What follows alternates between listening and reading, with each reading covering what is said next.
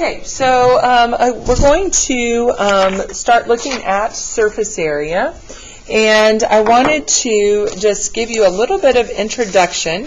Today what we're going to be focusing on, we're going to focus on a couple of things, and I'm going to write this down. We're going to focus on what are the correct formulas. Okay, we're going to focus on the correct formulas. We're going to focus on identifying the bases of our figures and what the shapes are. And we also, I want us to think about perimeter. Okay, because these are some important things as we look at surface area. Now, what I want you to know about surface area, and we probably should write this definition down.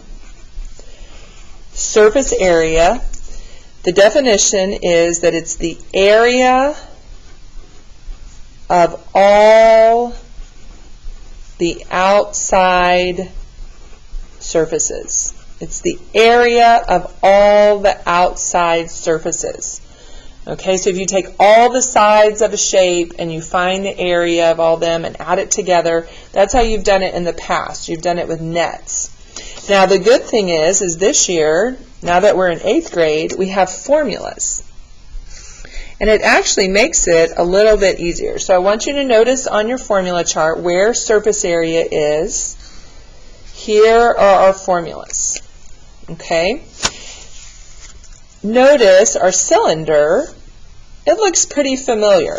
We have two different types of surface area that we're going to talk more about.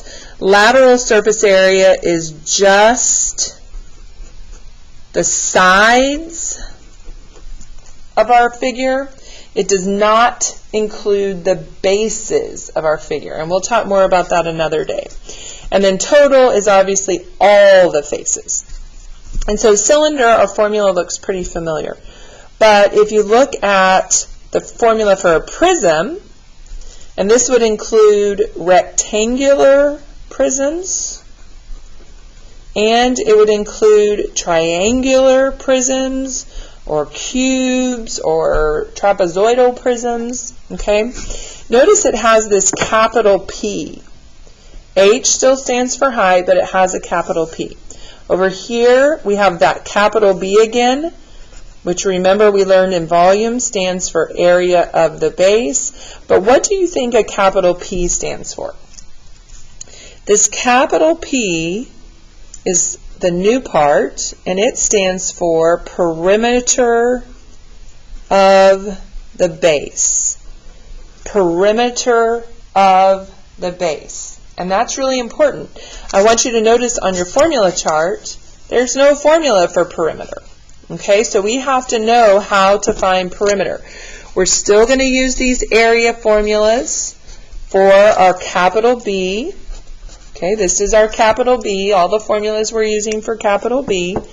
But there's nothing for a perimeter. So let's talk about perimeter. This one should be easy, but I want you to remember that to find the perimeter, first of all, perimeter is the distance around an object. It's the distance around an object. And how do we find perimeter? All we have to do is add all the sides of the shape.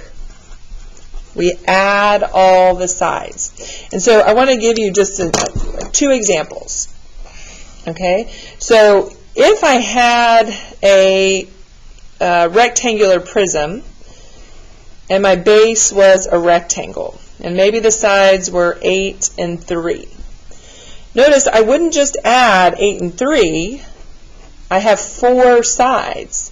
So the perimeter of this is 8 plus 8 plus 3 plus 3. And there's lots of different ways that you can do this problem. Like you might be realizing we have 2 8s and 2 3s. So you could do some multiplying there, but basically we're just adding all the sides. And so the perimeter of this shape would be 22. Okay, that's going to be important because that's part of our process for finding surface area. And then if we have a triangle, I want to look at a couple of different triangles. Like we could have a right triangle. We could have a maybe an isosceles triangle. Okay, and I want to point out a couple of things about our triangle. Let me just label some sides. I'm just making this up. So the perimeter of this would be really easy, right? 4 plus 3 plus 6, which would end up being 13. That would be the perimeter of this triangle. Okay, maybe this one, let's make up some numbers. Okay, so sometimes when we have triangles that aren't right triangles, we have this extra measurement right here. Okay, and what I want you to know is this is the height of our triangle because it makes a right angle. That would not be included when we find the perimeter, because for the perimeter we just want the sides of our triangle. Okay, so that would be 7 plus 7, 14 plus 5 is 19. So that would be the perimeter. The reason we would have that 6 is if we wanted to find the area of that triangle. And if we look here, remember the area of a triangle is 1/2 base times height. Okay? So I would need that. If I were going to find the area of this triangle, I would do 1/2 times 5 times 6. And so that's half of 30, and so the area would be 15. And so I just want you to recognize what that looks like. In our right triangle right here, our height is 4. And so we didn't need a line drawn in the middle of our triangle. Okay?